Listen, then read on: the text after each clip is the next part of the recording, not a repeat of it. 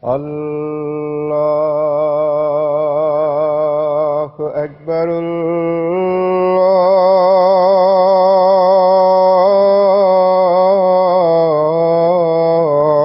الله أكبر.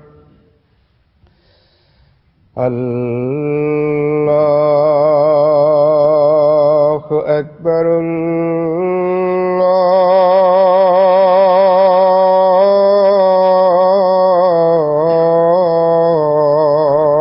الله أكبر. أشهد أن لا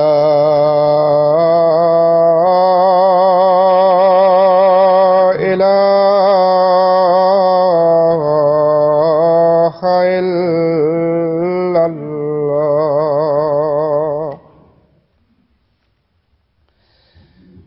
أشهد أن لا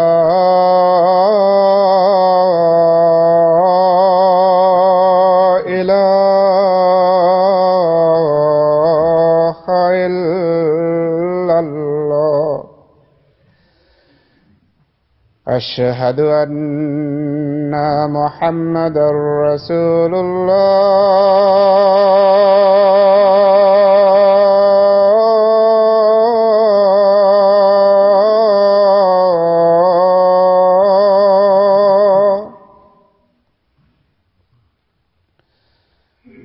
أشهد أن محمدا رسول الله.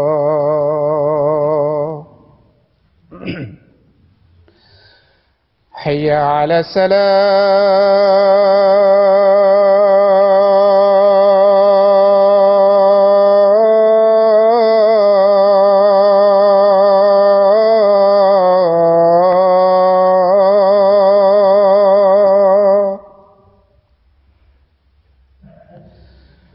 حي على السلام.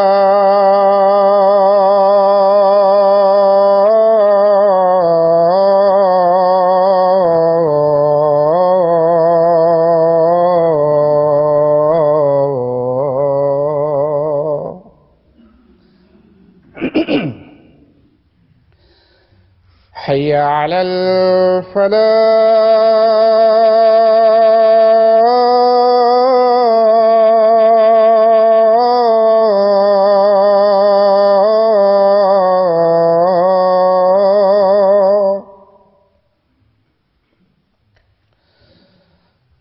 حي على الفلاح.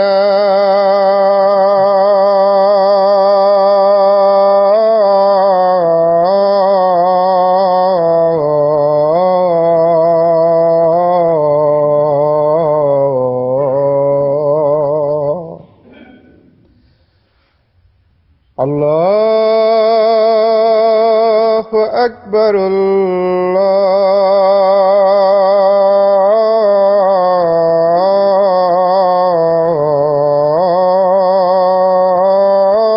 الله أكبر. لا إله إلا الله.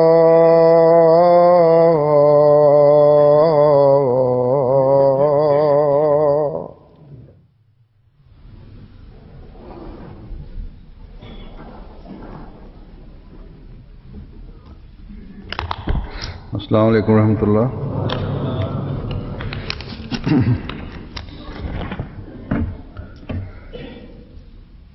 अशहदु अल्ला इलाहा इल्लल्लाह वहदहु ला शरीका लहु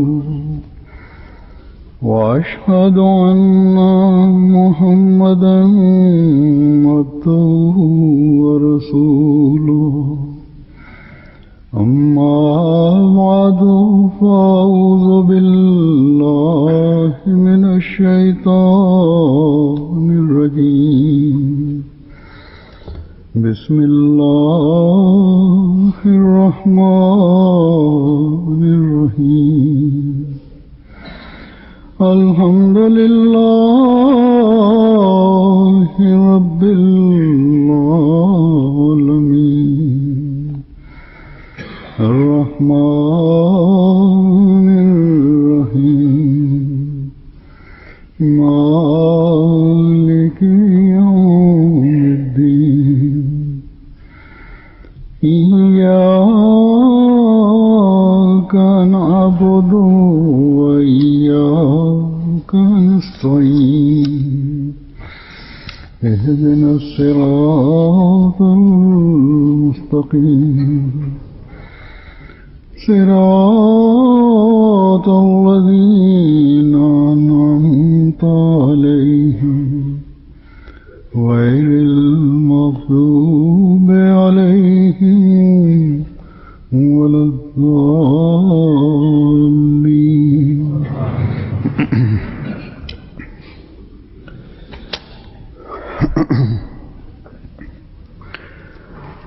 गुज़श्ता खुतबे में गुज़िरियल ख़ुतबे में अल्लाह ताला जी हसीब सिफ़त जे हवाले सां एक तो हिकु त मोमिननि जी हालत जी ॻाल्हि थी कि वो ईमान त की मजबूती की वजह हू ईमान जी मज़बूतीअ जे करे हर इब्तिला में हर तकलीफ़ में जेका खेनि मुखालफ़नि जे तरफ़ां पहुचाई वञे थी हस्बुन अल्लाह जो ऐलान कंदा आहिनि और दुनियादारों की तरफ से पहुंचने वाली ऐं दुनियादारनि जे तरफ़ां पहुचण वारी कोई दबाव का तकलीफ़ को दबाव या कंहिं बि क़िस्म जे ज़ुल्म जा तरीक़ा ईमान को कमजोर उन्हनि जे ईमान खे कमज़ोर नाहिनि कंदा। और दूसरी बात ये हुई थी ऐं ॿी ॻाल्हि हीअ थी हुई त मोमिनीन के नबी ऐं मोमिननि जा मुखालिफ़ उनके नबियुनि ऐं मोमिननि जा मुखालिफ़ और उन्हें उन्हनि जे दुश्मननि पहुंचाने वालों से ऐं उन्हनि खे तकलीफ़ पहुचाइण वारनि खां हिसाब लेने के अल्लाह ताला हिसाब वठण जे लाइ काफ़ी आहे। हिसाब सरी उल हिसाब जो फैसला जंहिंजो मतिलबु आहे त हू फ़ैसिलो करे छॾे त मुखालफ़नि वालों से ऐं ज़ियादतियुनि में हदूं उल्लंघण वारनि सां कहिड़ो वर्ताव करिणो आहे तो फिर वो त पोइ हू हर मग़रूर ऐं मुतकबिर खे इस दुनिया में हिन दुनिया में या आखिरत या आख़िरत में पकड़ींदो आहे जुल्मों का हिसाब लेता है। ऐं उन जे ज़ुल्मनि जो हिसाब वठंदो आहे।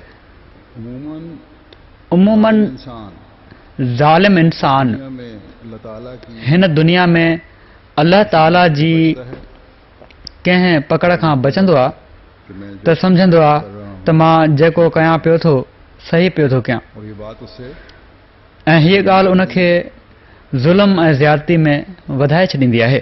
वो बज़ाहिर मुंह से खुदा हू बज़ाहिर वात सां ख़ुदा जो नालो वठी रहियो हूंदो आहे खुदा ताला के इल्म में पर ख़ुदा ताला जे इल्म में हर शइ आहे। बस उनखे ख़बर आहे त उन जी दिलि में छा आहे। जब खुदा ताला सो अहिड़नि माण्हुनि जे बारे में जॾहिं अल्लाह ताला फरमाता है हिसाब जो हुकुम जारी फरमाईंदो आहे त तमामु ख़ौफ़नाक अंजाम हूंदो आहे। एक हदीस से यूं होती है इन जी वज़ाहत हिकिड़ी हदीस मां हीअं थिए थी जंहिं में तमामु सख़्तु इंज़ार फरमायो वियो आहे। अनहा हज़रत आयशा रज़ियल्लाहु ताला अन्हा खां रिवायत आहे त रसूलुल्लाह सल्लल्लाहु अलैहि वसल्लम फरमायो आहे त क़यामत जे ॾींहुं जंहिंजो हिसाब वरितो वियो उनखे अज़ाब ॾिनो वेंदो। मैंने कहा इन ते हज़रत आयशा रज़ियल्लाहु ताला अन्हा चवनि थियूं त मूं चयो त छा अल्लाह ताला ही नाहे फरमायो त फसौफ युहासबु हिसाबन यसीरा आसान हिसाब लिया जाए यानी पोइ उन खां आसान हिसाब वरितो वेंदो। रसूलुल्लाह सल्लल्लाहु अलैहि वसल्लम फरमायो आहे त ही उहो हिसाब नाहे जंहिं हिसाब जो ज़िक्र क़ुर शरीफ़ में आहे। ही त सिर्फ़ पेश थियणु आहे रोज कुरेद कुरेद कर जंहिंखां क़यामत जे ॾींहुं गोॾरे गोॾरे हिसाब वरितो वियो उनखे अज़ाब ॾिनो वेंदो। बड़ा खौफनाक इंजार सो ही तमामु ख़ौफ़नाक इंज़ार आहे। हर एक पर रहम फरमाए अल्लाह ताला हर हिक ते रहम फरमाए। इम्तियाज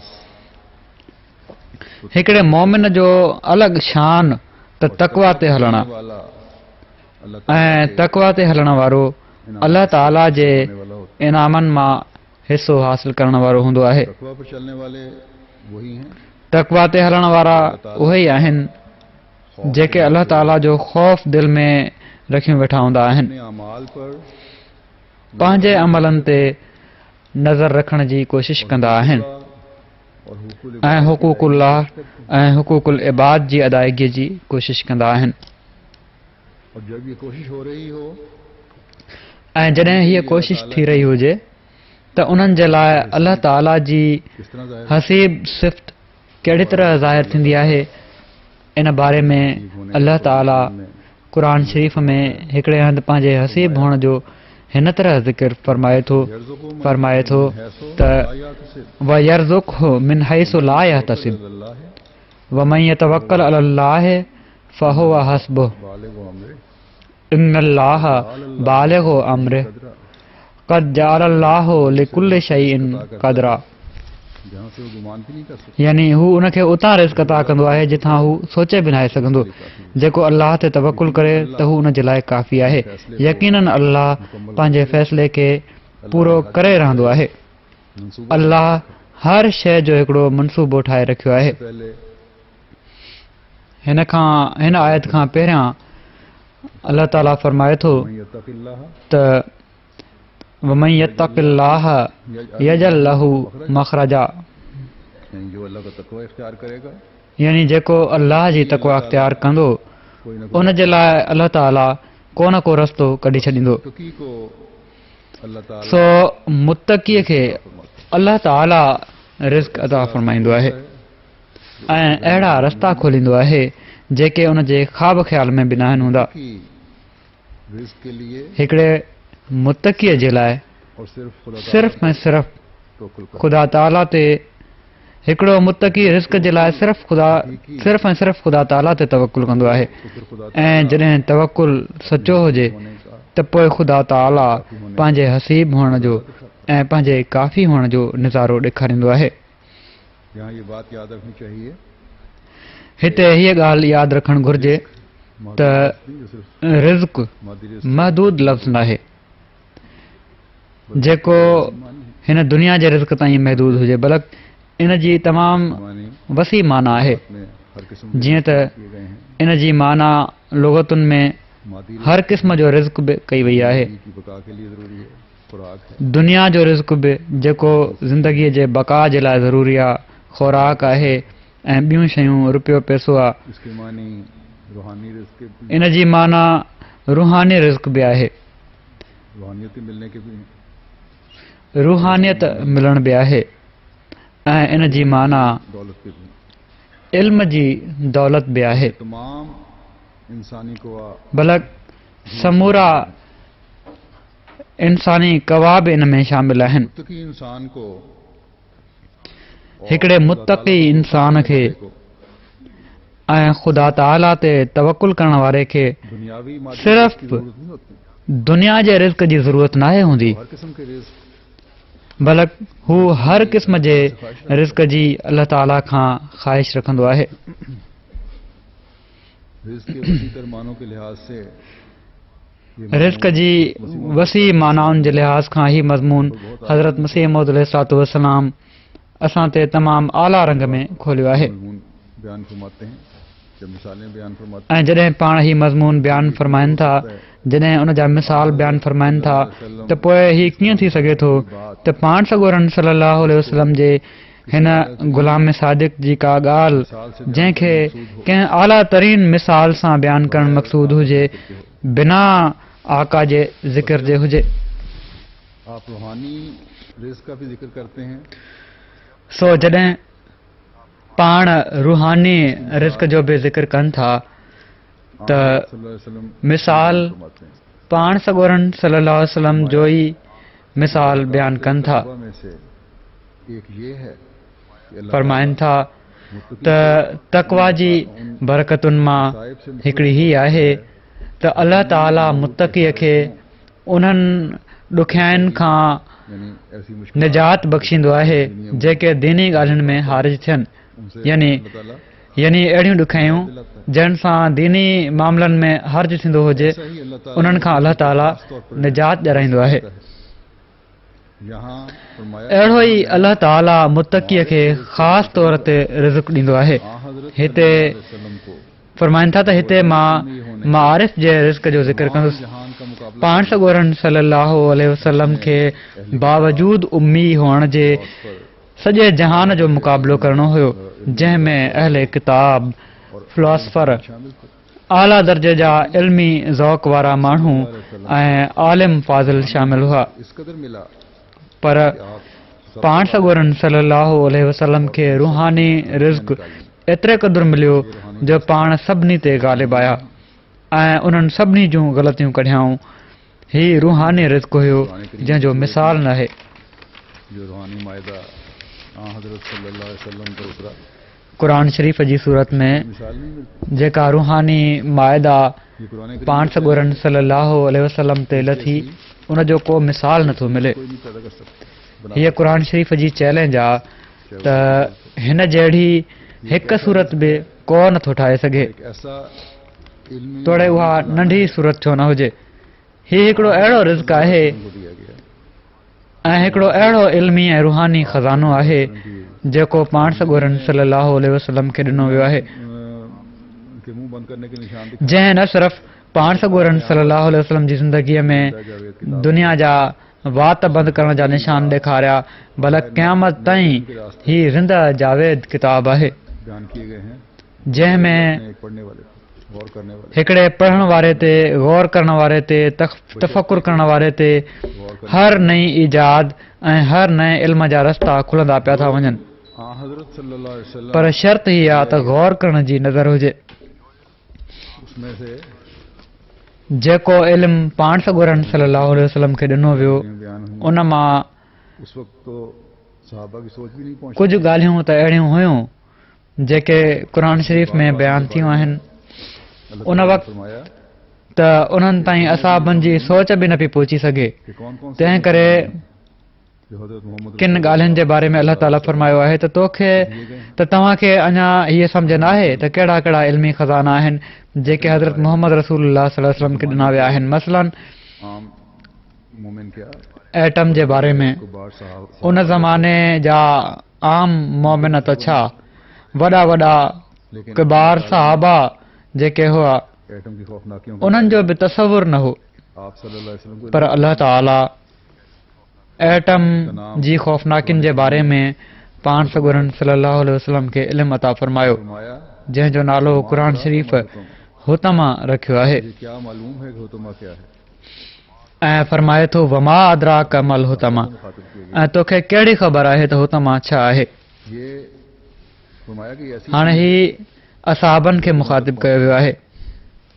यानी पहले दिल मुतासर होते हैं, वरी फरमाए थो त हीअ अहिड़ी शइ आहे जेका दिलनि ताईं पहुचंदी आहे, यानी पहिरियां दिलियूं मुतासिर थींदियूं आहिनि, पोइ बाक़ी जिस्म ते असरु थींदो आहे।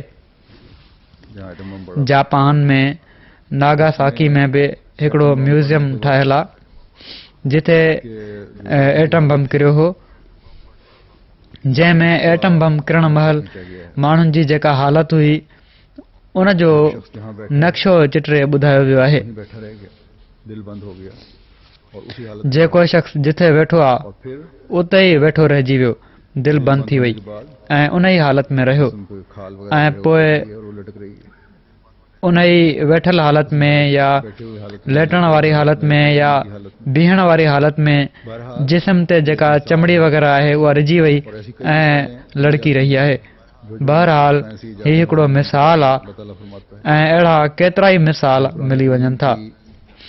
जेके जेके साइंसी ईजादूं थी रहियूं आहिनि उन्हनि जे बारे में अल्लाह ताला फरमाए थो सल्लल्लाहु अलैहि वसल्लम त उहे क़ुरान शरीफ़ जी बरतरी खे साबित कनि थियूं। की इल्मी और रूहानी बरतरी को पाण सॻोरन सल्लल्लाहु अलैहि वसल्लम जे मक़ाम ऐं संदन इल्मी ऐं रूहानी बरतरी खे वसल्लम के सहाबा ही शयूं साबित कनि थियूं। ने आपसे रूहानी फैज़ पाया, पाण सॻोरन सल्लल्लाहु अलैहि वसल्लम जा सहाब जन दादों के मुताबिक पाण सॻोरन सल्लल्लाहु अलैहि वसल्लम मां रूहानी फैज़ माणियो इल्म ऐं खजाने हासिल पंहिंजनि इस्तेदादुनि जे मुताबिक़ उनकी इल्म ऐं मारिफत जा खज़ाना हासिल कया। रिज़्क़ की तलाश में थी। उन्हनि जा फ़िक्र बि दीनी ऐं रूहानी रिज़्क़ जी ॻोल्हा में ई हुआ रिज़्क़ को खुदा के सुपुर्द किया हुआ ऐं के त अहिड़ा हुआ कोशिश में होते जो कि कब हमें इल्म मार्फत दुनिया जे ऐं हज़रत सल्लल्लाहु अलैहि वसल्लम की हिन मादी रिज़्क़ खे ख़ुदा ताला जे हवाले करे छॾियो हुओ ऐं इन कोशिश में हूंदा हुआ त कॾहिं असांखे इल्म मार्फत जा खज़ाना पाण सॻोरन सलम जी ज़बान मुबारक मां ॿुधण जे लाइ मिलनि ऐं असां पंहिंजो पाण खे इन रिज़्क सां मालामाल कयूं। कोई फिक्र नहीं होती। जन में हिकिड़ो मिसाल हज़रत अबू हुरैरा रज़ियल्लाहु ताला अन्हु जो आहे, जेके हर वक़्तु पाण सॻोरन सलम जे दर ते वेठा हूंदा हुआ। को फिक्र न हूंदो हुयुनि, बुख ऐं उञ विचां बुरो हाल थी वेंदो हुयुनि, पर जेको इल्म जो रिज़्क, रिज़्क की तक़सीम जेको रूहानियत जो रिज़्क उन्हनि हासिल कयो, उहो अॼु ॾिसो हज़रत अबू हुरैरा रज़ियल्लाहु ताला अन्हु जी रिवायतूं असां ताईं पहुची। इन रिज़्क जी वंड अॼु बि जारी आहे ऐं क़यामत ताईं जारी रहंदी। त ही माण्हू हुआ बाकी अक्सरियत जेके पंहिंजे रिज़्क मां जेको उन्हनि हासिल कयो फैज़ पाइण वारा हुआ ऐं फैज़ पहुचाइण वारा हुआ। बेशक असाबनि जी अक्सरियत कारोबारनि ऐं वापारनि में बि मसरूफ़ हूंदी हुई, पर तक़वा ते हलंदे रूहानियत में बढ़ने वाले हों, उन्हनि जी सभिनी खां पहिरीं ऐं वॾी ख़्वाहिश इहा ई हूंदी हुई त हू रूहानियत में अॻिते वधण वारा थियनि ऐं पाण सॻोरन सल्लल्लाहु अलैहि वसल्लम जे हर हुक्म ते लब्बैक चवण वारा थियनि जो हज़रत सल्लल्लाहु अलैहि वसल्लम पर ताज़ा ऐं रूहानी माइदनि मां फैज़ पाइण वारा थियनि, और फिर जेका ऐसे थे पाण सॻोरन सल्लल्लाहु अलैहि वसल्लम ते ताज़ी ताज़ी लहंदी हुई। तो अल्लाह ताला ऐं पोइ उन्हनि मां अहिड़ा हुआ जेके थोरो कम बि कंदा हुआ त अल्लाह ताला उन में अहिड़ी बरकत विझंदो हुयो जो उन जो मुनाफ़ो तमामु घणो ऐं बेहिसाब उन्हनि खे ॾींदो हुयो। वाकई अर्ज़ की रिज़्क में बरकत के लिए हिकिड़ा असां बि चवनि था त पाण सॻोरन सल्लल्लाहु अलैहि वसल्लम खे हिकु दफ़ो उन्हनि रिज़्क ऐं बरकत में दुआ जे लाइ अर्ज़ु कयो। उनखां पोइ चवनि था त मुंहिंजे कारोबार में अहिड़ी बरकत पई आहे जो मां मिटीअ खे बि हथ हणंदो हुयुसि त उहा बि सोन बणिजी वेंदी हुई। को दुनिया पर मुक़दम किया, जॾहिं उहे तक़वा ते हलिया कई ऐं दीन खे दुनिया ते मुक़दम कयाऊं थे त दुनिया उन्हनि जी ग़ुलाम बणिजी वई। जो केतिरा ई असाब अहिड़ा हुआ कारोबार भी करते थे, जेके लेकिन दुनिया के कीड़े नहीं, दुनिया जा कारोबार बि कंदा हुआ, लेकिन ऐसे पर दुनिया जा कीड़ा न हुआ। ऐसे साहबा की तो करोड़ों का सोना बाज का पीछे छोड़ा उन्होंने, और दूसरी जगह जॾहिं उन्हनि जी वफ़ात थी बस त बाज़ औक़ात उन्हनि करोड़नि जो सोन पुठियां छॾियो। सो ही उहे माण्हू हुआ मादी रिज़्क जन बेहिसाब पाने के रूहानी रिज़्क सां दुनिया जो रिज़्क इस्लाम फरमाते हैं बेहिसाब हासिल करण जा का मुत्तकी नज़ारा बि ॾिठा। और उसकी नज़र में मुत्तकी बनता है हज़रत मसीह मऊद अलैहिस्सलातु वस्सलाम फरमाइनि था त जेको ख़ुदा जो मुत्तकी ऐं उन जी नज़र में मुत्तकी बणिजे थो, और ऐसी तरह यानी अल्लाह ताला जी नज़र में उसे गुमान भी नहीं होता। उनखे ख़ुदा ताला हर क़िस्म जी तंगीअ मां कढंदो आहे खुदा ताला ऐं का बरहक है, अहिड़े तरीक़े सां रिज़्क ॾींदो अथसि जो उन जे ख़्वाब ख़्याल में बि नाहे हूंदो त किथां ऐं कीअं थो अचे। बड़ा रहीम ख़ुदा ताला जो ही वाइदो बरहक आहे ऐं असांजो ईमान आहे याद देता है। त ख़ुदा ताला पंहिंजे वाइदनि खे पूरो करण वारो आहे ऐं वॾो रहीम करीम आहे जेको अल्लाह ताला जो बणिजे थो। और दूसरी तरफ शाकी होते हैं, हू उनखे हर ज़िलत खां निजात ॾिए थो ऐं ख़ुदि उन जो हाफ़िज़ नासिर बणिजी वञे थो। मगर उहे जेके हिकु पासे तक़वा जी दावा कनि था ऐं ॿिए पासे शिकायत कंदा आहिनि त असांखे उहे बरकतूं नाहिनि मिलियूं, उन्हनि ॿिन्ही मां असां कंहिंखे सचो चऊं ऐं कंहिंखे कूड़ो, असीं ताला अपने वादों के ख़ुदा ताला ते कॾहिं बि इल्ज़ाम नथा आणे सघूं। इन्नल्लाह ला युख़्लिफ़ुल मियाद, ख़ुदा ताला पंहिंजे वाइदनि जे ख़िलाफ़ नाहे कंदो। असीं उन दावा करण वारे खे कूड़ो चवंदासीं। नहीं होती कि खुदा ताला की नज़र में काबिल वो असल ॻाल्हि हीअ आहे या वो त उन्हनि जी तक़वा या उन्हनि जी इस्लाह उन हद ताईं नाहे हूंदी कार इंसान जो ख़ुदा ताला जी नज़र में का उहा क़ाबिल इज़त हुजे या हू ख़ुदा जा मुतक़ी न आहिनि हूंदा। माण्हुनि जा मुतक़ी ऐं ॾेखाव कंदड़ इंसान हूंदा आहिनि, सो उन्हनि ते बजाए रहमत जे बरकत ऐं लानत जी मार पवंदी आहे जंहिंसां थाबड़जंदा वतंदा आहिनि ऐं दुनिया जी ॾुखियाईनि में मुब्तला रहंदा आहिनि। ख़ुदा ताला मुतक़ीअ खे कॾहिं बि ज़ाया नाहे कंदो, हू पंहिंजे वाइदनि जो सचो ऐं पूरो आहे।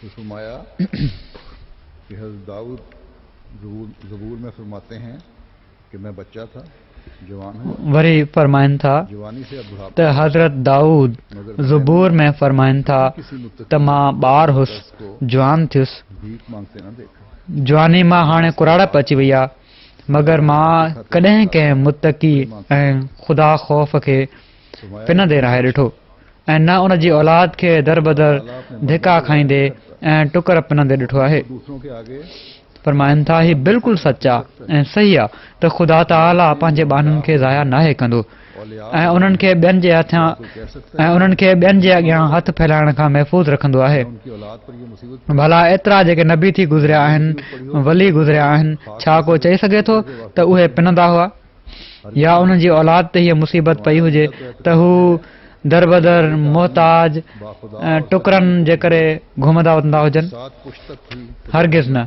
फरमाइनि था मुंहिंजो त हीउ अक़ीदो आहे त जेकॾहिं हिकिड़ो माण्हू बाख़ुदा ऐं सचो मुतक़ी हुजे त उन जी 7 पीढ़ियुनि ताईं बि ख़ुदा रहमत ऐं बरकत जो हथु रखंदो आहे ऐं उन्हनि जी ख़ुदि हिफ़ाज़त फरमाईंदो आहे। सो अल्लाह ताला जो बणजणु तक़वा इख्तियार करना बुनियादी शर्त है। तक़वा अख्तियार करणु बढ़ने की कोशिश बुनियादी शर्त आहे। होनी चाहिए, हर एक मोमिन की होनी चाहिए जिसका दावा है ईमान लाने का। ऐं तक़वा में वधण जी कोशिश और तक़वा के हर हिकु इंसान साथ बुनियाद अल्लाह ताला जंहिंजी ईमान आणण जी दावा आहे उन जी ऐं हर हिकु मोमिन जी तक़वा में वधण जी कोशिश हुअणु घुरिजे। तवक्कुल तक़वा सां गॾु बनकर ॿियो बुनियाद अल्लाह ताला ते तवक्कुल आहे। सो जहिड़ो कि हज़रत मसीह मौद अलैहिस्सलाम फरमायो आहे, मुतक़ी या मुतवक्किल बणिजी हिकिड़ो मोमिन न सिर्फ़ पंहिंजे रिज़्क़ जा सामान पैदा कंदो आहे बल्कि पंहिंजी नसलनि जे रिज़्क़ जा बि सामान पैदा कंदो आहे। कायम होगी हिते हीअ ॻाल्हि बि वाज़े हुअणु घुरिजे त मुतक़ीअ जी औलाद वो बरकत और हिफाजत जेकॾहिं ज़ुल्म ऐं बग़ावत ते क़ाइमु हूंदी बस हकीकी त अल्लाह ताला जो पोइ ॿियो कानून हलंदो आहे उस नेक तरबियत की वजह से ऐं हू बरकत ऐं हिफ़ाज़त जो हथु खणी छॾींदो आहे। सो सचे मुतक़ी जी औलाद चलने की कोशिश उन नेक तरबियत जे करे, उन्हनि दुआउनि जे करे जेके हू पंहिंजी औलाद जे लाइ कंदो आहे, के साथ ख़ुदि बि तक़वा ते हलण जी कोशिश करण वारी हूंदी आहे ताला की मोहब्बत ऐं अहिड़ी तरह उन्हनि जी नेकीअ जे करे अचण वारी पीढ़ीअ में अल्लाह ताला जी महबत, बरकत के अल्फाज ऐं हिफ़ाज़त बि जारी रहंदी आहे। ना वाक़ियात के खिलाफ हैं। सो हज़रत मसीह मौद अलैहिस्सलाम जा ही लफ़्ज़ कंहिं कानून कुदरत जे ख़िलाफ़ न आहिनि ऐं न ई हक़ीक़तुनि जे ख़िलाफ़ आहिनि त नूह जो पुटु कीअं गर्क थी वियो। नूह जे पुटु अपने अंजाम को पहुंचा उन तक़वा मां हिसो वठण जी कोशिश ई न कई और मुत्तकी औलाद की बल्कि बग़ावत कई, शख्स की तंहिं करे पंहिंजे अंजाम ते पहुतो। शिरक के अलावा पर किसी भी किस्म की हिकिड़े नेक ऐं मुतक़ी शख़्स जी औलाद जेकॾहिं वजह से शिरक खां अलावा मादी रिज़्क़ में कंहिं बि क़िस्म जी कमज़ोरी ॾेखारे थी उनका या धचका लगता है उस बेसमझी जे करे दुनिया जे रिज़्क़ में या कारोबार में उनखे कंहिं क़िस्म जो धकु लॻे थो या धकु लॻण जो ख़तरो हूंदो आहे त अल्लाह ताला अहिड़ा हालात ई पैदा नाहे कंदो जंहिंजे करे उनजो एॾो ख़राबु हाल थी वञे जो बुख जा हालात पैदा थी वञनि, बल्कि उन्हनि खे जल्द संभाले वठंदो आहे। और खुद भी कायम है इंतहाई ऐं जेकॾहिं हू तक़वा ते क़ाइमु हुजनि गुज़ारे, खुद भी देख लेते त हू अल्लाह ताला जे फज़लनि जा नज़ारा पाण बि ॾिसी वठंदा आहिनि। तो बाज़ औक़ात बाज़ लोग कहते हैं कि हम नमाज़ें भी पढ़ते हैं, दूसरी नेकियां भी करने की सो कोशिश करते हैं, कॾहिं कॾहिं मगर के माण्हू चवंदा आहिनि त असीं निमाज़ूं बि पढ़ूं था, यहाँ ॿियूं नेकियूं बि हमेशा याद करण जी कोशिश कयूं था, बयान की हज़रत वसीम पर असांजा हालात अल्लाह बहितर ख़राब थींदा पिया था वञनि। हिते हिकिड़ी ॻाल्हि हमेशह यादि रखणु घुरिजे और उसके जेका हज़रत मसीह मौद अलैहिस्सलाम शुरू में बयानु कई आहे त अल्लाह ताला जी नज़र में मुतक़ी हुजे ऐं उन जे लाइ वॾी कोशिश करणी पवंदी आहे। इस्तिग़फ़ार पढ़ने की बहुत ज़रूरत त अहिड़नि माण्हुनि खे अल्लाह ताला सोचण जी तमामु घणी ज़रूरत आहे। इस्तिग़फ़ार पढ़ण जी तमामु घणी ज़रूरत आहे। अल्लाह ताला जो वाइदो त कॾहिं बि कूड़ो नथो थी सघे। हमारी कोशिशों में ही कमी है। जेकॾहिं किथे बि कमी आहे तकवा नाम है त असांजे अंदरि ई कमी आहे, असांजी कोशिशुनि में ई कमी आहे। को बजा लाने का उनका ख्याल रखना। तकवा बारीक खां बारीक नेकिन खे बजा आणण जो, जहां उन्हनि जो ख़्यालु रखण जो नालो आहे।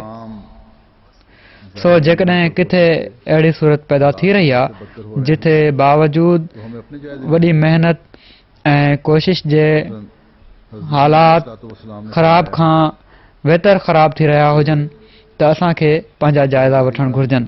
कारोबार के सिलसिले में हज़रत मसीह मौद अलैहिस्सलाम फरमायो आहे त में अगर कारोबारी माण्हूअ जे बारे में, कारोबार जे सिलसिले में जेकॾहिं तो ये मामूली कूड़ बि ॻाल्हायो वञे त हीअ शइ इंसान खे तकवा खां परे वठी वेंदी आहे बस अल्लाह ताला के इनामात से ऐं हीअ अल्लाह ताला ते तवकुल जे बि ख़िलाफ़ आहे। अपने सो अल्लाह ताला जे इनामनि मां फैज़ हासिल करण जे लाइ कहीं असांखे हमारी बात तमामु बारीक नज़र सां पंहिंजा जाइज़ा वठणा पवंदा कहीं नीयत त किथे असांजिन ॻाल्हियुनि में जो भी काम किया कूड़ जी मिलावट त नाहे, साफ और खरा और कौल सदीद से काम लेते हुए किया। किथे नियत खोटी त नाहे, सिर्फ सच्चाई का नाम नहीं जेको बि कमु कयो आहे बल्कि ऐसी सच्चाई है साफ़ ऐं खरो ऐं कौल सदीद खां कमु वठंदे कयो आहे। कौल सदीद सिर्फ़ सचाईअ जो नालो नाहे, बल्कि अहिड़ी सचाई आहे जेका वाज़े तौर ते ॿिए खे सम्झ में अचण वारी हुजे। हक़ अदा करना भी जरूरी है। बस पोइ इबादत जो हक़ आहे। मुत्तकी वही है मुत्तकी थियण जे लाइ हुकूकुल अदा इबादत जो हक़ अदा करण बि ज़रूरी आहे। हुकूकुल इबादत अदा सो सही मुत्तकी उहो ई आहे जेको हुकूकुल्लाह अदा करण वारो बि हुजे ऐं हुकूकुल इबाद अदा करण वारो बि हुजे। बल्कि फी ऐं इन जे लाइ जहिड़ो कि मूं चयो, तो एक बहुत बड़ी तादाद हक़ीक़ी तौर ते गहराई में वञी पंहिंजा जाइज़ा वठण जी ज़रूरत आहे। अमीर बन जाते के माण्हू बल्कि हिन ज़माने में त हिकिड़ो तमामु वॾो अंग वाले होते धोखे सां दौलत कमाए थो वठे, वॾा अमीर बणिजी वेंदा आहिनि हैं। ये दौलत उनके लिए आग है। ऐं ज़ाहिर में वॾी कुशादगी रखण वारा हूंदा आहिनि, पर अल्लाह ताला जी नज़र में हीअ दौलत उन्हनि जे लाइ बाह आहे। ये लोग हर किस्म की हिकु त हिन दुनिया में ही माण्हू बीमारियों की सूरत में है, कदमों की बीमारियुनि जी सूरत में, है, बलाओं की सूरत में है और ये दौलत केसनि जी सूरत में, के बायस बनती है। पोइ ॿियनि तकलीफ़ुनि जी सूरत में, मुसीबतुनि जी सूरत में, हर क़िस्म जी बाहि में सड़ी रहिया हूंदा आहिनि ऐं हीअ दौलत पोइ उन्हनि जे लाइ बेचैनी जो बाहिस बणिजंदी आहे। ॿियो आख़िरत जी बाहि आहे। उनकी दौलत है। ख़ुदा ताला ये कोई काबिल रश्क इन खां बि ड्रिजारे थो। जिसकी तरफ हमारी नजर सो एक मोमिन की नजर हीअ जेका हिननि जी दौलत आहे, बल्कि हीअ का अहिड़ी शइ न आहे जंहिं ते रीस कजे, लेकिन मोमिन के लिए जंहिंजी तरफ़ असांजी नज़र हुजे, हिकिड़े मोमिन जी नज़र हुजे, अल्लाह ताला बल्कि हीअ ख़ौफ़ ॼाणाइण वारी ॻाल्हि आहे। रिज़्क़ का जिक्र फरमाता है। पर मोमिन जे लाइ असल मकसद जॾहिं रिज़्क जो ज़िक्र ख़ुदा ताला फरमाए थो रूहानी त बाबरकत रिज़्क जो ज़िक्र फरमाए थो। असुल मक़सद नतीजे में हिकिड़े मोमिन जो इस दुनिया में भी रूहानी रिज़्क आहे, आने कल नसीब होता है। जेको हर शइ ते मुक़दम हूंदो आहे ऐं इन जे नतीजे में हिन दुनिया में बि क़ल्ब जो इत्मीनान नसीब थींदो आहे ऐं मरण खां बाद बि जेको दाइमी ठिकाणो आहे उन में बि अल्लाह ताला एक दुनियादार पंहिंजी रज़ा जो, यार पंहिंजी जन्नतुनि जो वाइदो फरमाए थो। के बहुत मुख्तलिफ सो हिकिड़े दुनियादार जा मयार ताला की रज़ा मतलब ऐं हिकिड़े मोमिन जा मयार तमामु मुख़्तलिफ़ आहिनि। बल्कि जंहिंखे ख़ुदा ताला जी को भी रज़ा मतलूब हुजे खुदा ताला उहो दुनिया जे पुठियां नाहे भॼंदो, करते हैं। बल्कि में अल्लाह ताला दुनिया जे रिज़्क खे बि हिसाब के रिज़्क ख़ुदा ताला जी रज़ा जो ज़रियो बणाइण जी कोशिशि कंदो आहे।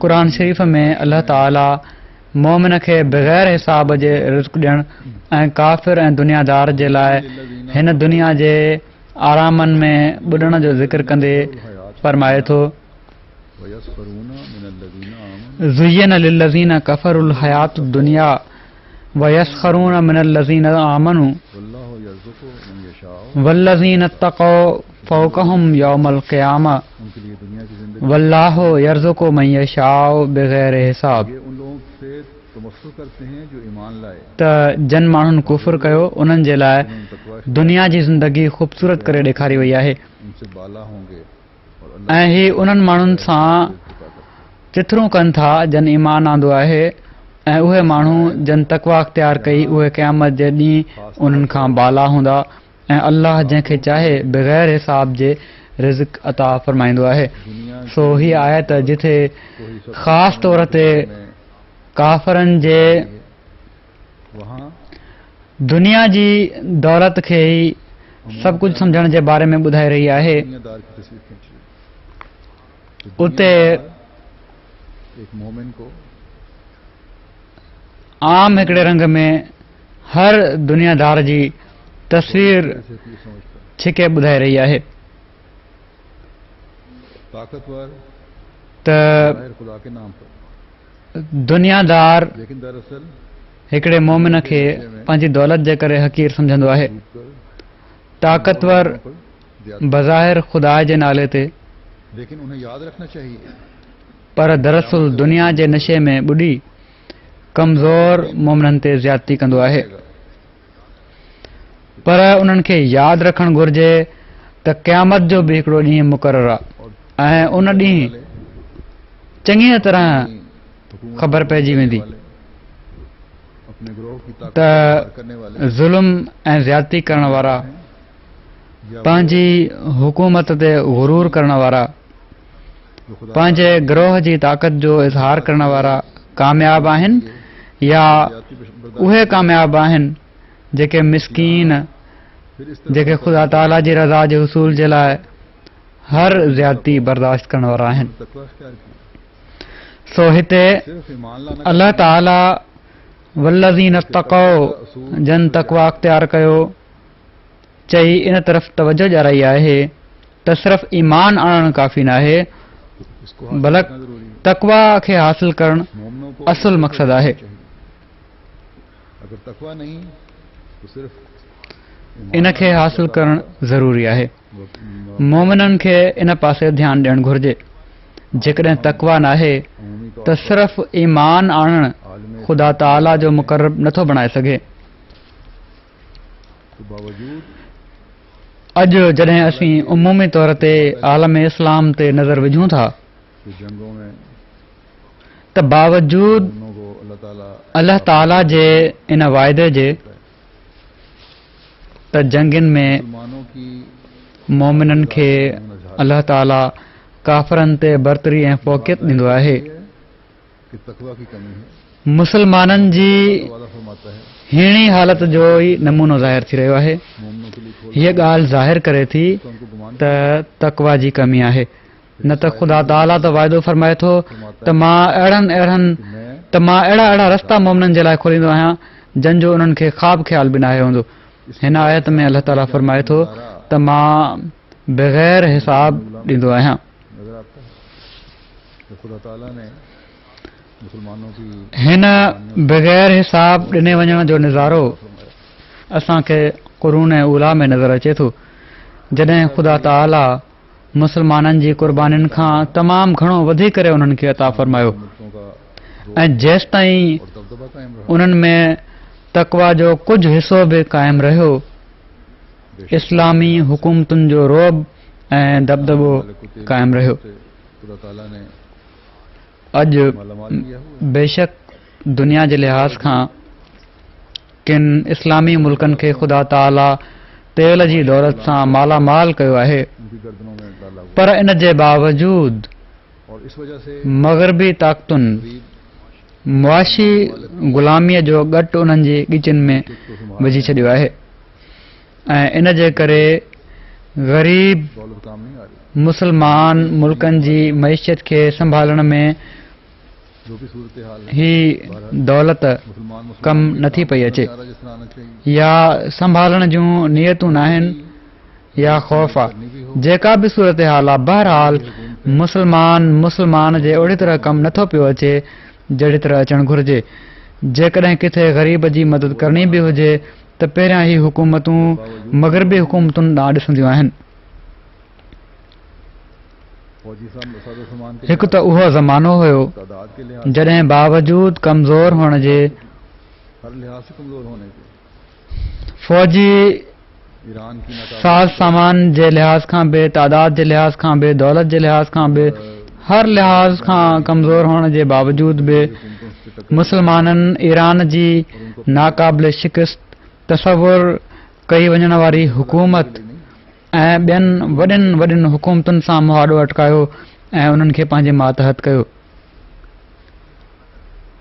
हुकूमतूं फतह करण जे लाइ न बल्कि ज़ुल्मनि खे रोकण जे लाइ जुल्मों को रोकने के लिए उस ईमान ने काम उन किया ईमान जो तक कमु ॾेखारियो जेको तक़वा सां भरियल हुयो बस इनको अल्लाह ताला सो ने हिसाब दिया लेकिन आज उन्हनि खे अल्लाह ताला बेहिसाब ॾिनो वो तो मगरबी ममालिक की तरफ देखती हैं बज़ाहिर चंद एक दौलतमंद हुकूमतें भी हैं पर अॼु ग़रीब इस्लामी हुकूमतूं जेके आहिनि उहे त मग़रबी मुल्कनि ॾांहुं ॾिसनि ई थियूं दुनियावी बज़ाहिर और मबूदों को चंद जेके दौलतमंद हुकूमतूं आहिनि उहे पंहिंजे सचे रब ऐं मालिक ऐं महबूद खे छॾे दुनिया जे रबनि मालिकनि ऐं महबूदनि ॾांहुं नज़र कयूं वेठियूं आहिनि खुदा ताला ने दुनिया के लिए रहनुमा बनाया इहा शइ ज़ाहिर करे थी त तक़वा में कमी आहे और एक जंहिं उन्हनि माण्हुनि खे जिन खे ख़ुदा ताला दुनिया जे लाइ लकड़े गए हैं ये मुसलमान रहनुमा बणायो हुयो और ये बात यकीनन महकूम आखिरी तकदीर के खिलाफ बणायो ऐं हिकु तरह जा ग़ुलामी जा ज़ंजीर आहिनि जिन में ही मुस्लमान ॿधल आहिनि वाले को हमने यकीन अल्लाह ऐं हीअ ॻाल्हि यकीनन अल्लाह ताला जी आख़िरी तक़दीर जे ख़िलाफ़ आहे अल्लाह ताला त फरमाए थो इन अल्लाह बालिग़ु अम्रे तो फिर कुरान की त यकीनन अल्लाह पंहिंजे फ़ैसिले खे पूरो करे रहंदो आहे वाले बात ऐं हीउ अल्लाह ताला जो फ़ैसिलो आहे जंहिंजो केतिरनि जॻहुनि ते क़ुर शरीफ़ में ज़िक्र थियो आहे त अल्लाह ऐं उन जा रसूल ग़ालिब ईंदा आहिनि उस तरह जिस तरह दुनिया जी तक़दीर हाणे इस्लाम सां वाबिस्ता आहे वसल्लम से फैज़ पर कहिड़ी तरह इन जो जवाबु ही आहे दुनिया को अपनी लौंडी बनाया था ओड़ी तरह जहिड़ी तरह असहाबनि पाण सॻोरनि सल्लल्लाहु अलैहि वसल्लम मां फैज़ हासिल करे दुनिया खे पंहिंजी बानी बणायो हुयो की तलाश की ऐं दीन खे दुनिया ते मुक़दम कयो हुओ इस्लाम की खातिर जान माल वक्त और इज्जत को तक़वा जी कुर्बान करने की बारीक वाटुनि जी ॻोल्हा कयऊं ऐं उन ते हलिया इस्लाम जी ख़ातिर जान माल वक़्त ऐं इज़त खे क़ुर्बान करण जे लाइ हर वक़्तु तयारु रहिया ताला के हुक्म मुताबिक हिजरत की दुश्मन जे हमलनि ऐं अल्लाह ताला ने फतूहात के भी ऐसे दरवाजे खोले जो दुश्मन जे हमलनि ऐं ज़्यादतियुनि खां तंग थिया त अल्लाह ताला जे हुकुम जे मुताबिक़ हिजरत कयऊं पार करना भी मुश्किल हो गया ऐं पोइ अल्लाह ताला फतहुनि जा अहिड़ा दरवाज़ा खोलिया मुसलमानों जिन खे ॻणण बि मुस्लमाननि जे लाइ ॾुखियो थी वियो और फिर इन खां बाद पोइ बग़ैर हिसाब ॾिने वञण जो ज़िक्र अल्लाह ताला क़ुर शरीफ़ में केतिरनि जॻहुनि ते फरमाया हीअं फरमायो आहे कुल या इबादिल्लज़ीना आमनु तक़ुल्लाह फरमाए थो रब्बकुम कुल या इबादिल्लज़ीना आमनू वारजुल्लाहि वासिया कुल या इबादिल्लज़ीना आमनु तक़ू रब्बकुम लिल्लज़ीना अहसनू फी हाज़िहि दुनिया हसना व अर्जुल्लाहि वासिया इन्नमा युवफ़्फ़स स्वाबिरूना अजरहुम बिग़ैर हिसाब तूं चई छॾ त ऐं मुंहिंजा बानो जन ईमान आंदो अथव पंहिंजे रब जी तक़वा अख़्तियार कयो उन्हनि माण्हुनि जे लाइ जेके अहसान खां कमु वठनि था हिन दुनिया में बि भलाई हूंदी ऐं अल्लाह जी ज़मीन त कुशादी आहे यकीनन सब्र करण वारनि खे बग़ैर हिसाब जे उन्हनि जो भरपूर अजुर ॾिनो वेंदो मुसलमान रहते थे हज़रत सल्लल्लाहु अलैहि वसल्लम की ज़ात तक उन ज़माने में मुसलमाननि जी जेका ख़राब हालत हुई जॾहिं इस्लाम जी शुरूआत हुई त मुसलमान मके में इंतिहाई हिकिड़ी ख़राब हालत में रहंदा हुआ पाण सॻोरनि सल्लल्लाहु अलैहि वसल्लम जी ज़ात ताईं ते काफ़िर ज़ुल्म करण खां न मुड़ंदा हुआ ऐं ग़रीब मुस्लमाननि ते त ज़ुल्म जी इंतिहा कंदे मर्दनि औरतुनि खे शहीद बि कयो वेंदो हुयो। अल्लाह ताला उन्हनि माण्हुनि खे फरमाए रहियो आहे, पहिरीं ॻाल्हि हीअ त ईमान सां गॾु तक़वा सभिनी खां बुनियादी शर्त आहे। वरी फरमाए थो, जेके तक़वा ते हलंदे समूरियूं नेकियूं बजाइण जी कोशिश कंदा आहिनि उन्हनि खे आख़िरत खां अलावा हिन दुनिया में बि अजुर मिलंदो। वरी फरमाए थो, जॾहिं मके में ज़ुल्म जी हद थी वई त उन ज़ुल्म खां बचण जे लाइ तव्हां जे लाइ बहितर आहे त हिजरत करे वञो ऐं हीअ हिजरत जेका आहे तव्हां जे लाइ वुसतुनि जा सामान पैदा कंदी। हीअ न सम्झो त जेके ज़ुल्म तव्हां ते थिया ही ईअं ई ज़ाया हलिया वेंदा। हर ज़ुल्म जे बदिले में ख़ुदा ताला तव्हां खे अहिड़नि अजरनि सां नवाज़ींदो जिन खे तव्हां ॻणे बि नथा सघो ऐं इहा ई सब्र करण वारनि जी जज़ा आहे। ऐं पोइ जहिड़ो की मूं पहिरियां ॻाल्हि कई त इन्हनि सब्र करण वारनि खे अल्लाह ताला दुनिया जे हिकिड़े वॾे हिसे जो हुक्मरान बणाए छॾियो। खेनि हुकूमतूं अता थियूं सो उहा तक़वा हुई, अल्लाह ताला जे हुक्मनि जी पाबंदी हुई जंहिं हथे खालिन ऐं कमज़ोरनि खे हुकूमतूं अता फ़रमायूं। अॼु हीअ मुस्लमाननि जी बदकिस्मती आहे त हुकूमतूं हुअण जे बावजूद हिकिड़े लिहाज़ खां महकूम आहिनि, पर ज़ाहिर आहे अल्लाह ताला छो त सचे वाइदनि वारो आहे। उन ही समूरा नज़ारा पाण सॻोरनि सल्लल्लाहु अलैहि वसल्लम खे पहिरियां ॾेखारे हे बि ॿुधाए छॾियो हुयो त तक़वा ऐं सब्र जा फल सिर्फ़ कंहिं ज़माने ताईं महदूद न आहिनि, बल्कि जहिड़ी तरह क़ुरून ऊला जे मोमिननि नमूना ॾेखारिया ऐं ही समर खाधा हिकिड़े ऊंदाहे ज़माने खां बाद मोमिन वरी ही समर खाईंदा ऐं पाण सॻोरनि सल्लल्लाहु अलैहि वसल्लम खे हीअ ख़ुशख़बरी ॾिनई त इस्लाम जो ग़लबो तुंहिंजे आशिक़ सादिक ऐं उन जी जमायत जे ज़रिए सां थींदो। ऐं इहे ई हालात जेके बयानु थिया आहिनि हज़ारे मुस्लमाननि ते मिनहसुल जमात मसीह मौद अलैहिस्सलातु वस्सलाम जी जमायत ते बि गुज़रंदा। ऐं जहिड़ी तरह शुरू में मुस्लमाननि ते ज़मीन सोढ़ी कई वई त इस्लाम पखड़िजण जा दर खुलंदा विया, अहिड़ी तरह मसीह मौद अलैहिस्सलातु वस्सलाम ते बि ज़मीन सोढ़ी कई वेंदी ऐं उन खां बाद ही रस्ता खुलंदा।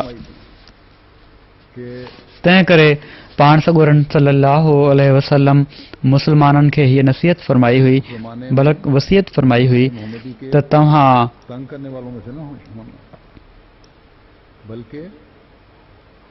तव्हां उन ज़माने में मसीह मुहम्मदी खे तंग करण वारनि मां न थी वञिजो, बल्कि उनखे वञी मुंहिंजो सलाम पहुचाइजो ऐं उन जी मदद कजो। पाकिस्तान में जमाती तौर पर हमारे पास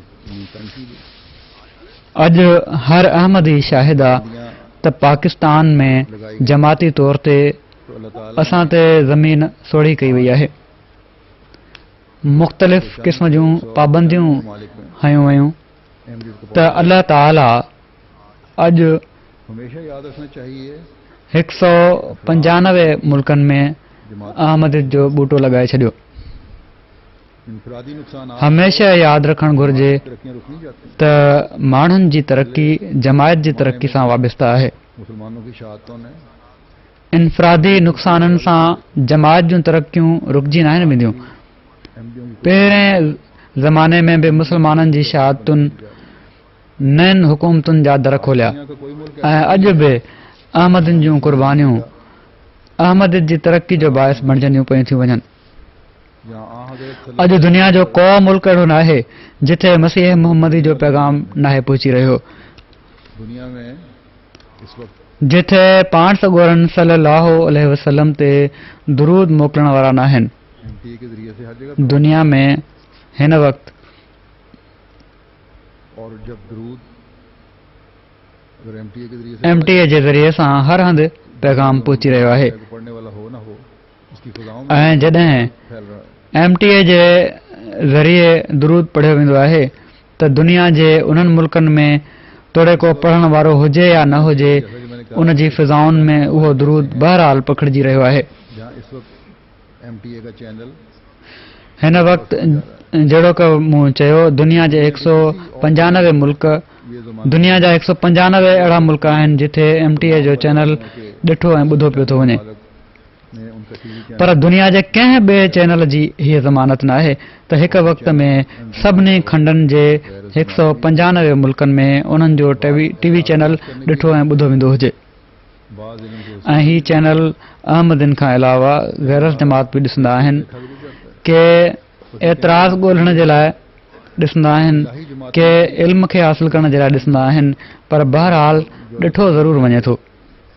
सो चवण जो मक़सदु हीअ आहे त खुदाई जमातुनि जी इहा ई निशानी आहे जेका अल्लाह ताला ॿुधाई आहे त जॾहिं उन्हनि ते ज़मीन सोढ़ी कई वेंदी आहे त अल्लाह ताला उन्हनि जे लाइ ॿियनि जॻहुनि ते मोहम्मदी की ऐं मुख़्तलिफ़ रंग में ॿियनि मुख़्तलिफ़ तरीक़नि सां तौर पर अल्लाह ताला ने वुसअत जा सामान पैदा फरमाए छॾींदो आहे और फरमाना ऐं मसीह मुहम्मदी जी जमात सां ही सलूक त ख़ासि तौर ते अल्लाह ताला इन जे लाइ फरमायो ऐं फरमाइणो हुयो जो इस्लाम जी आख़िरी फतह अल्लाह ताला जे वाइदनि ऐं पाण सॻोरन सल्लल्लाहु अलैहि वसल्लम जी पेशिन गोइनि जे मुताबिक़ मसीह मौद अलैहिस्सलाम जे ज़रिए थियणी आहे इंशाअल्लाह। अल्लाह करे त असीं इनफरादी तौर ते बि हिन अहम ज़िम्मेवारी खे सम्झंदे तक़वा ते हलंदे इन मक़सद खे हासिल करण जे लाइ कोशिश करण वारा हुजूं ताला के जंहिं मक़सद जे लाइ हज़रत मसीह मौद अलैहिस्सलाम अबूस थिया हुआ ऐं अल्लाह ताला जा बग़ैर हिसाब अजर जा नज़ारा ॾिसण वारा हुजूं। आमीन।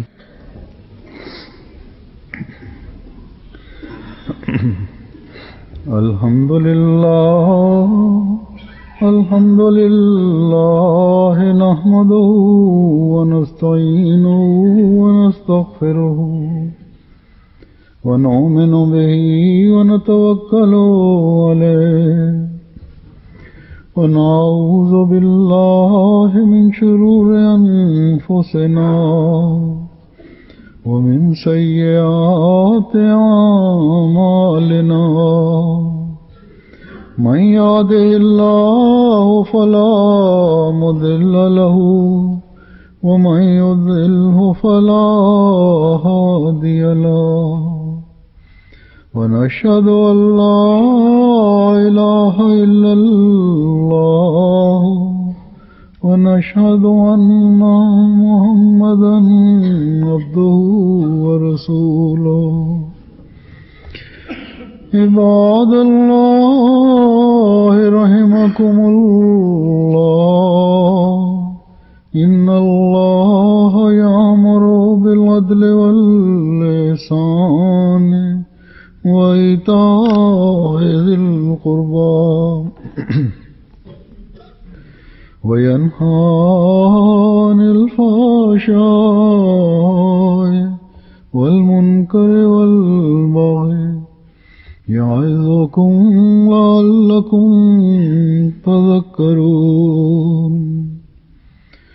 उज़्कुरुल्लाह यज़्कुरकुम वद्ऊहु यस्तजिब लकुम व लज़िक्रुल्लाहि अकबर।